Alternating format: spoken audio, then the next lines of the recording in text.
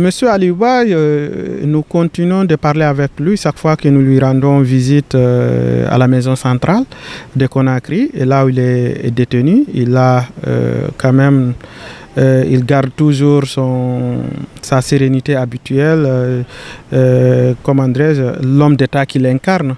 Mesdames, Messieurs, bonsoir. Ce soir, nous recevons comme invité M. Ibrahima Diallo, responsable de la communication du parti Modèle, pour parler donc de l'ouverture du procès en appel du président donc, du Modèle Aliouba, condamné le 7 janvier dernier à 2 ans d'emprisonnement ferme pour offense et diffamation contre le chef de l'État. Bonsoir.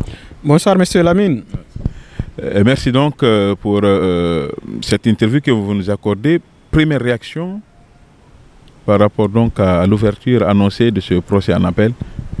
Merci pour l'occasion que vous nous donnez pour nous exprimer par rapport à l'actualité en lien avec le dossier judiciaire du président du parti, Aliouba, comme vous l'avez si bien rappelé, condamné en première instance au TPI de Kaloum depuis le 7 janvier dernier à 2 ans de prison ferme. La première réaction, c'est une satisfaction pour nous au niveau du parti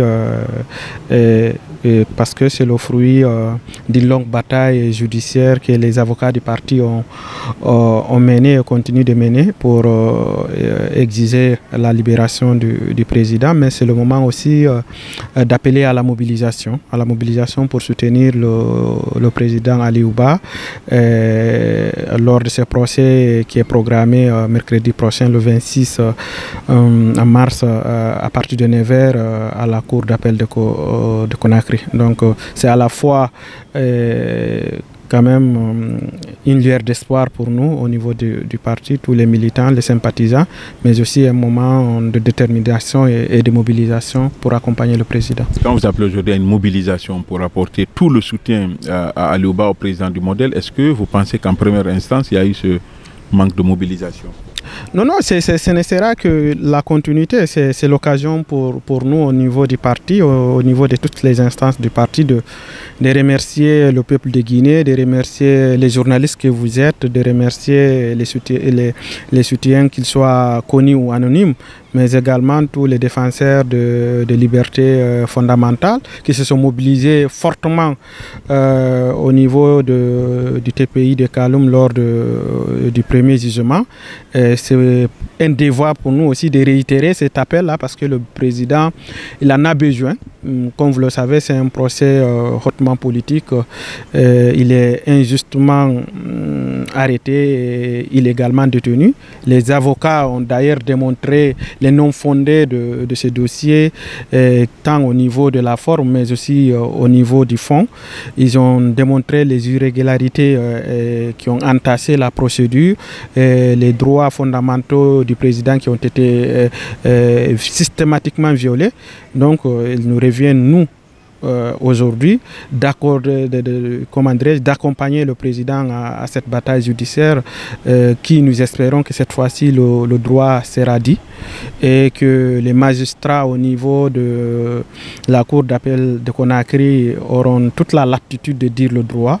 Ils ont toute la responsabilité historique, il faut le dire, mais aussi la responsabilité professionnelle de trancher au nom du peuple de Guinée pour que triomphe la vérité. Alors, l'autre question, peut-être la dernière question, est-ce que depuis l'annonce de l'ouverture donc de son procès en appel, vous avez parlé avec Aliouba? Si oui, voilà, qu'est-ce qui l'anime aujourd'hui?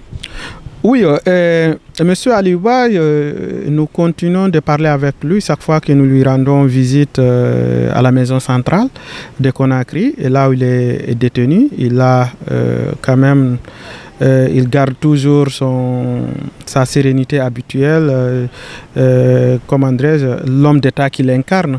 Lui, il fait foi à la justice. Il nous a toujours dit d'user de toutes les voies légales, de toutes les voies pacifiques, mais résolument déterminées pour faire confiance à la justice. Nous espérons que dans ce pays, il y a des hommes et des femmes qui, pour l'une des rares fois, vont prendre la responsabilité historique. Vous avez parlé avec lui après l'annonce de l'ouverture de... Oui, bien évidemment, on a parlé avec lui. Il reste serein, comme en première instance, lui et ses avocats, ils vont démontrer comme Andrés, c'est l'occasion de démontrer le 26 encore, nous espérons qu'ils vont le libérer le même jour. Si c'est le cas, essayant que le procès aussi continue. Et toute cette procédure qui n'est qu'une mascarade, parce que Aliouba, il faut le dire, hein, c'est quelqu'un qui ne mérite pas la prison. Il ne mérite pas la prison, c'est un homme suffisamment éclairé. Aujourd'hui, il est juste prisonnier de ses opinions parce qu'à un certain moment, il a eu le courage et la responsabilité de dire la vérité à des autorités qui ne veulent pas entendre ce sont des clauses-là. Il est juste victime de ces opinions-là. Sinon, en quelque sorte, en clair, il constitue en lui-même la véritable boussole de cette transition. Parce qu'à un certain moment, il essayait de construire une certaine masse critique au sein de l'opinion pour aider à une sortie vraiment bien souhaitée sur la conduite de la transition. Donc, pour nous, c'est le moment et le lieu de réitérer cet appel à vous les médias d'être présents à ces procès, mais également tous les citoyens guinéens, toute l'opinion nationale et internationale, que ce soit les diplomates, d'être présents à l'audience du 26 mars à la Cour d'appel de Conakry. Merci. Je vous en prie.